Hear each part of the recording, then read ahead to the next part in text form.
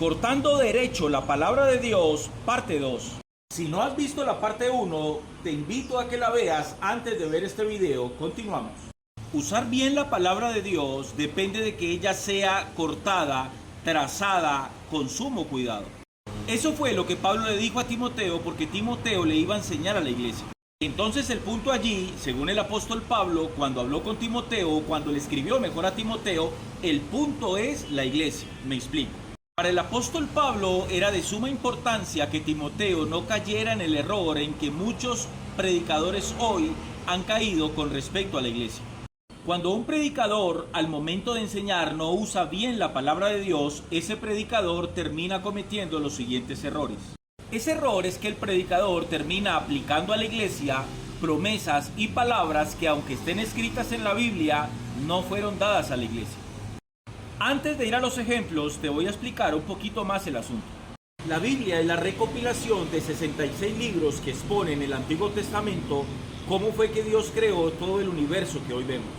Allí también encontrás el establecimiento de un pueblo llamado Israel, las leyes que Dios determinó, le exigió a ese pueblo, las promesas que Dios le entregó a ese pueblo, y la manera como ese pueblo, Israel, se rebeló en contra de su Dios. Lo que se conoce como Nuevo Testamento te expone cómo el pueblo de Israel rechaza el evangelio del reino y a Jesús como su Mesías prometido, y cómo ese rechazo da lugar a otro mensaje conocido como el evangelio de la gracia, un mensaje que ya no era para Israel, sino para los gentiles. ¿Vas notando entonces los matices que tiene esto? Eso es exactamente lo que hay que saber cortar o trazar. Ahora sí, vamos a los ejemplos. Hermanita Confusión, ¿cómo me le va? ¿En qué le puedo ayudar? Cuéntemelo todo. Hola, pastor. Es que necesito que ore por mi familia. Necesitamos una casa propia, pastor, para no pagar más arriendo. Mi Confusión querida, a usted lo que le falta es fe y apropiarse de la palabra de Dios para su vida, hermana. Hermana Confusión, vaya, busque una casa, lote o terreno grande y píselo, hermana, píselo y declare sobre su vida Josué 1, versículos 3 al 4. Yo os he entregado, como lo había dicho a Moisés, todo lugar que pisare la planta de vuestro pie desde el desierto y el Líbano hasta el gran río Éufrates, toda la tierra de los heteos hasta el gran mar donde se pone el sol, será vuestro territorio. Hermana Confusión, yo decreto esa palabra sobre tu vida. Esto es un pequeño ejemplo de lo que es no cortar o trazar bien la palabra de Dios. Este texto citado es un texto que contiene una promesa que Dios le hizo a Abraham, y es una promesa que tiene que ver con un territorio literal, ojo, pero es una promesa que Dios le hizo a Israel, no a la iglesia.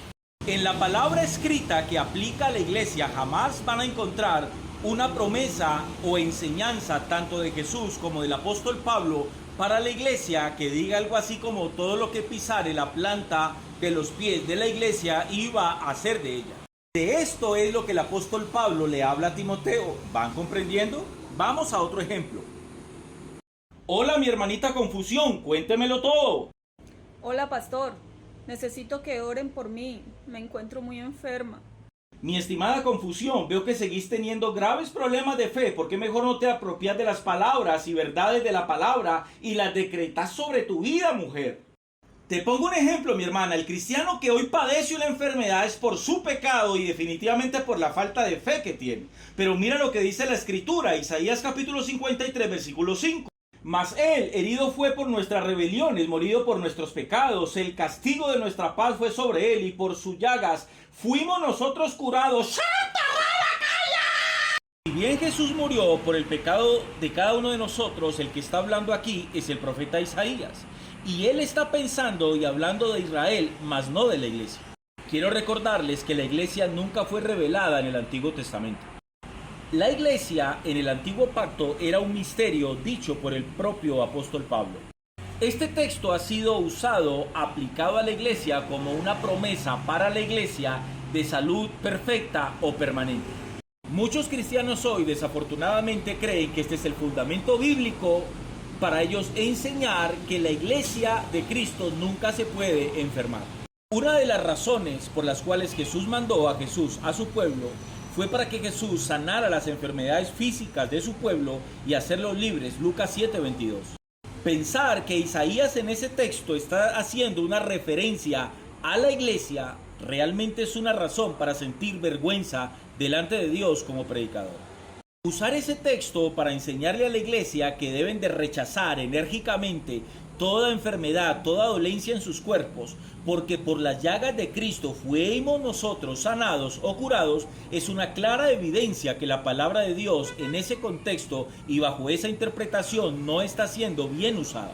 Esta cuestión está muy alejada de la verdad bíblica, porque ni Jesús ni el apóstol Pablo nunca le enseñaron a sus discípulos o a la iglesia de que la iglesia iba a estar siempre alejada de cualquier enfermedad o de cualquier dolencia, como si la iglesia hubiese tenido una promesa de tener cuerpos gloriosos. Cuando vamos a la escritura de manera clara nos enseña otra cosa. El apóstol Pablo padeció una enfermedad en sus ojos y de eso nunca el apóstol Pablo fue sano. Timoteo padecía unos problemas con su estómago. Pablo nunca le sanó de eso. Ahí es cuando Pablo le dice que más bien tratara su enfermedad con un poco de vino. Pablo tuvo un discípulo y colaborador llamado Trófimo, al cual Pablo nunca sanó y de hecho lo dejó enfermo en una ciudad llamada Mileto. Me imagino que muchos pondrán en los comentarios de este video el texto de Santiago capítulo 5 versículo 14 al 15. Antes de que lo hagas, déjame preguntarte esto.